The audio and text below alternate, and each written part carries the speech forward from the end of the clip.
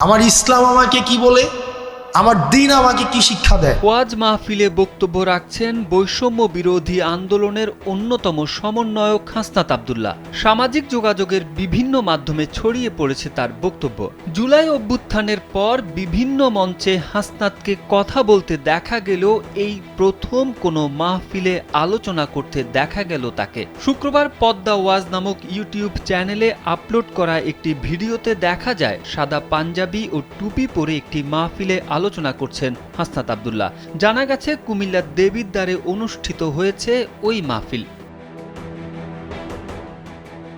ভিডিওতে হাসনাতকে বলতে শোনা যায়, কার কাছে অপ্রিয় হলাম, কার কাছে পছন্দ হলো না সেটা মুখ্য নয়। ইডেন বে কক্সবাজার সমুদ্র সৈকতের উপর নিজেদের একটি ঠিকানা। মাত্র ৫ লাখ টাকায় আপনিও হয়ে যেতে পারেন এই হোটেলের মালিক। মুখ্য হচ্ছে আমার ইসলাম আমাকে কি বলে, আমার দ্বীন আমাকে কি শিক্ষা দেয়। সেটা যদি কারো অপছন্দের হয় সেটাই আমাদের বলতে হবে। ইসলাম নিয়ে হাসনাতের এমন বক্তব্যে মাহফিলে উপস্থিত মুসল্লিদের মধ্যে সাড়া পড়ে যায়।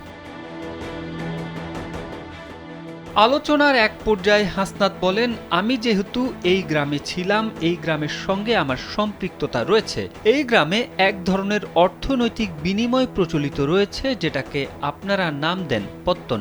এটাকে যে নামেই ডাকেন না কেন এটা সরাসরি সুদ।